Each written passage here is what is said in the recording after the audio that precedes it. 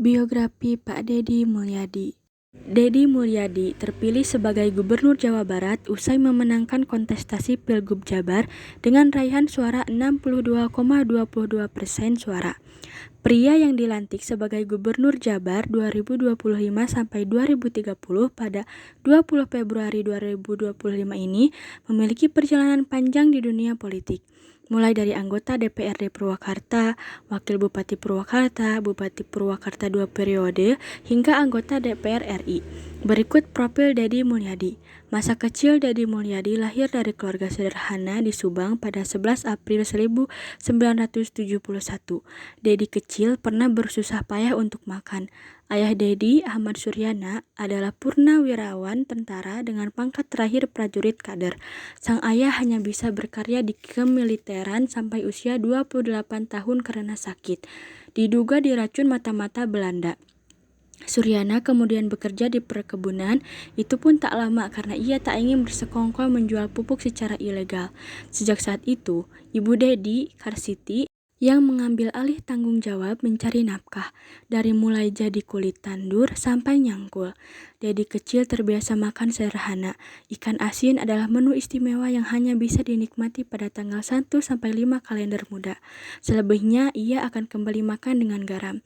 Garam dikasih bawang terus disimpan di toples. Makanan ini yang dibagikan pada 9 anak. Terkadang malam hari saya diajak cari belalang untuk teman nasi, tuturnya. Jualan es mambo dan kuli angkut untuk jajan, Deddy kecil harus bekerja keras.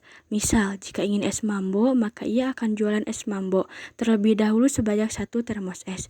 Dulu ke Mang Rojak, biar dapat 5 es harus jualan 50 es mambo dulu, jualannya laku. Terus saya berpikir, sayang kalau sisa 5 es saya makan, akhirnya saya jual juga. Jadi saya tetap tidak makan es, ucap Deddy sambil tertawa. Begitupun saat ia ingin bermain layang-layang, ia akan jualan layang-layang. Namun, uang hasil jualan ia serahkan kepada ibunya. Di luar jualan tersebut, Deddy mendapatkan uang dari penjualan kayu bakar yang dia kumpulkan sepulang sekolah. Bahkan, ia pun menjadi kuli pikul batu bata demi bisa mendapatkan baju baru untuk lebaran. 1 batu bata dibayar 1 perak. Saya angkut 10 biji, ngangkutnya sekitar 5 km dari hutan. Uangnya ini buat beli baju. Kenang dia. Merengek minta domba sepanjang ingatan Deddy, jarang merengek.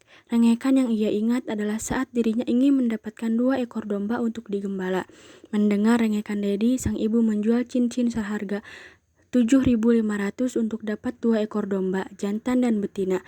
Setiap hari, Deddy dibantu kakak nomor 2-nya, Kang Ade, mengembala domba. Sang ibu membantu menyambit rumput. Dari 2 ekor dombanya menjadi 40 ekor. Domba-domba inilah yang membantu uang sekolah Deddy dan kebutuhan hidup keluarganya. Bahkan, bila ada saudara yang akan syukuran menikah atau keperluan lain, hasil dari domba Deddy yang jadi asal bantuan. Memasuki usia SMA, Deddy bekerja 9 sebagai tukang ojek di kampungnya. Dari situ, dia bisa mengumpulkan 2.000 per hari sebagai tambahan uang biaya sekolah. Gagal masuk militer selepas SMA, Deddy sempat menjajal kemampuan diri untuk mengikuti jejak sang ayah menjadi tentara. Terlebih lagi, dia punya sosok idola M. Yusuf. Untuk itu, dia mendaftar ke Akabri dan Secapa. Sayangnya, kedua upaya itu kandas. Berat badannya yang hanya 48 kilo tak cukup dari persyaratan minimal 55 kilo. Deddy lalu menjajal masuk Fakultas Hukum Universitas Padjadjaran, Bandung. Ia lulus, namun tidak diambilnya karena tak ada biaya. Gagal melanjutkan sekolah, Deddy memutuskan ikut sang kakak ke Purwakarta dengan membawa 5 helai pakaian. Di Purwakarta, Deddy dan kakaknya tinggal di rumah kontrakan yang kondisinya nyaris roboh. Di situ juga ada hanya 1 kasur tidur, sehingga Deddy tidur di lantai tanpa alas. Saat susah tidur karena kondisi tersebut, Deddy memilih menegakkan sholat malam.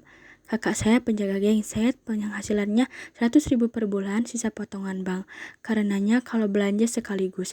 Ikan asin lalu gudeg pakai tulang ikan asin kuat untuk 2 minggu, tuturnya. Tak berapa lama, Deddy nekat melanjutkan pendidikan di Sekolah Tinggi Ilmu Hukum, Purwakarta. Untuk biaya kuliah, ia berjualan gorengan atau bisnis apapun yang penting halal. Hasil dari jualan gorengan, beras, dan lainnya, saya gunakan untuk biaya kuliah dan berorganisasi. Saya pun tinggal di sekretariat imbuhnya. Untuk mengirit, ia biasanya kerap jalan kaki dengan teman-temannya yang karyawan sepulang kuliah di malam hari. Karir politik di kampus, sekitar tahun 1994, Deddy Mulyadi menjadi Ketua HMI Cabang Purwakarta.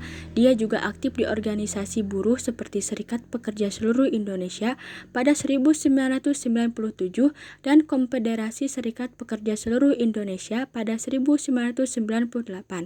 Setahun sebelum lulus pada 1998, Deddy menikah dengan Sri Mulyawati. Dari pernikahannya ia dikaruniai anak bernama Maulana Akbar Ahmad Habibie. Kekritisan Deddy mengantarkannya menjadi anggota DPRD Kabupaten Purwakarta periode 1999 sampai 2004. Melalui Partai Golkar, masa kerja itu tak selesai karena Deddy dipinang mendampingi Lili Hambali pada Pilkada 2003 sampai 2008. Di tahun yang sama, Deddy menikah dengan Anne Ratna Mustika. Dari pernikahannya yang berakhir dengan perceraian ini, Deddy dikaruniai 2 orang anak. Pada Pilgub 2008, Deddy mencalonkan diri menjadi Bupati Purwakarta dan menang. Berpasangan dengan Dudung B. Supardi, Deddy kemudian kembali menjadi Purwakarta periode 2013 sampai 2018. Di Golkar, Deddy terpilih aklamasi menjadi Ketua DPD Golkar Jawa Barat. Setelah itu mencalonkan diri sebagai Wagub Jabar mendampingi Deddy Mizwar di Pilgub Jabar 2018 namun gagal. Ayah dari 3 anak ini kemudian menjadi anggota DPR RI sebelum akhirnya kembali maju di Pilgub Jabar 2024 dari Partai Gerindra dan menang. Itulah biografi Deddy Mulyadi yang menjadi inspirasi untuk hidup saya. Terima kasih. Wassalamualaikum warahmatullahi wabarakatuh.